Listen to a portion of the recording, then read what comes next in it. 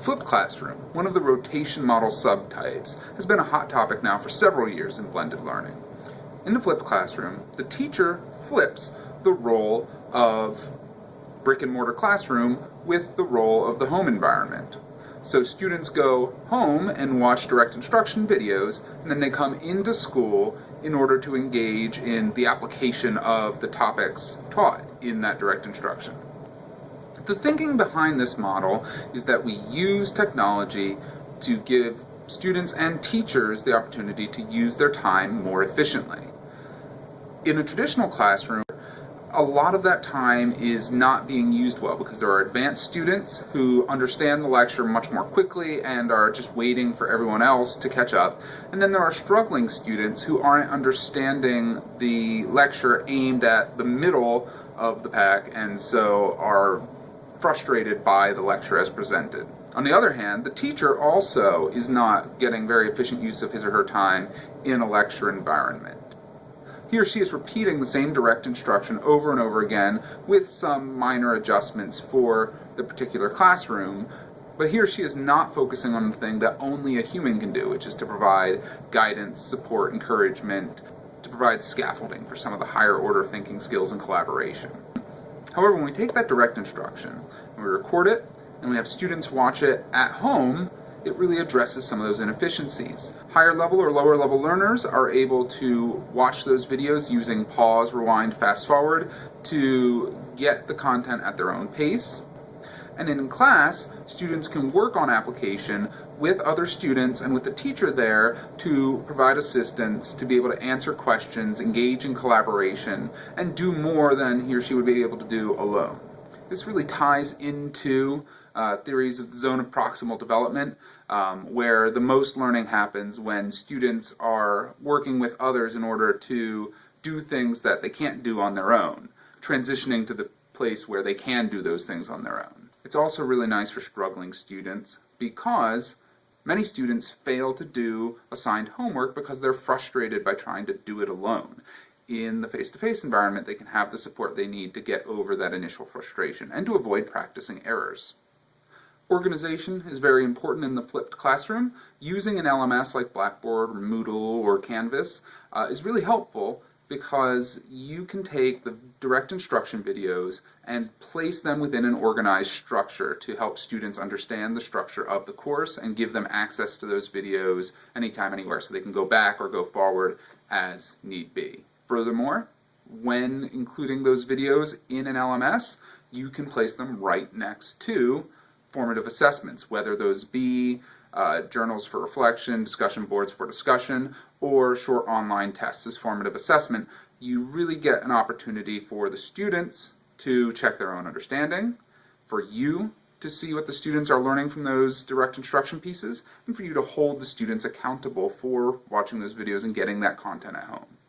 And that accountability piece is important. You want to make sure that there is some sort of mechanism holding the students accountable to get that content at home. And using those formative assessments is better than just tracking whether the video has been watched, because if all you know is that the video has been watched, that doesn't necessarily tell you that the student didn't just play the video and walk away. Having that formative assessment is sound pedagogy, and it's an easy way to check that the students have engaged with the content. Now, when thinking about how you're going to deliver this content and these assessments to your students at home, you're going to want to remember that many students will be watching through mobile device.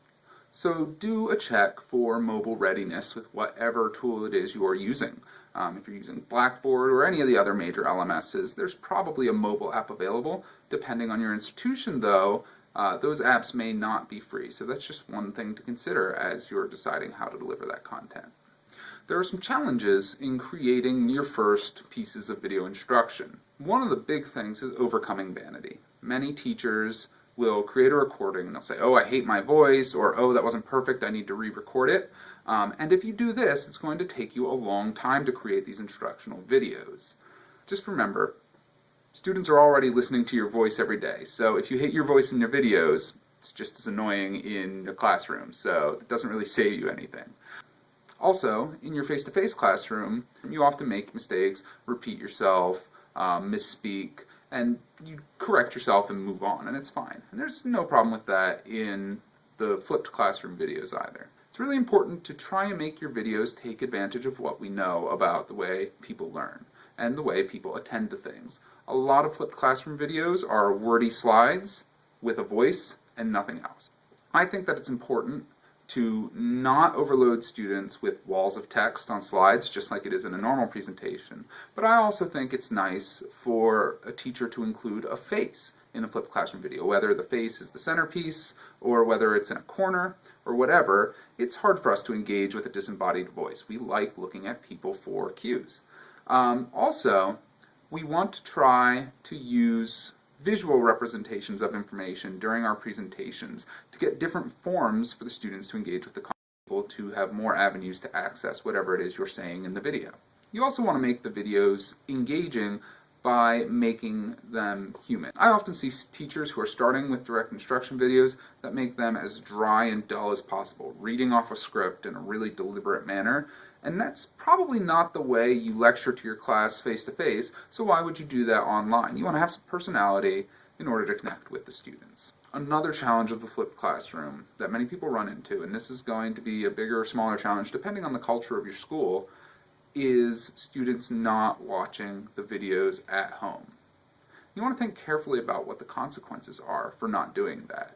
Often people will say, oh, well, the consequence is if you don't watch the video at home, you don't get to do the collaborative activity in the classroom.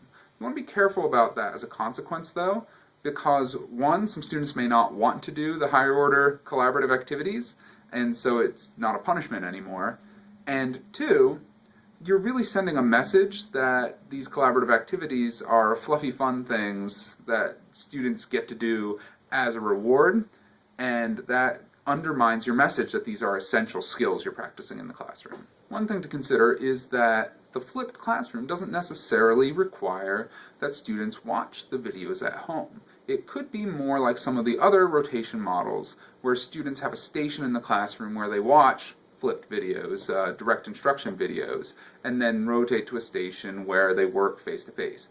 And you could either make it optional or make it encouraged to do some of that online learning at home, but have a place available to do that in the classroom for those who don't or can't watch at home.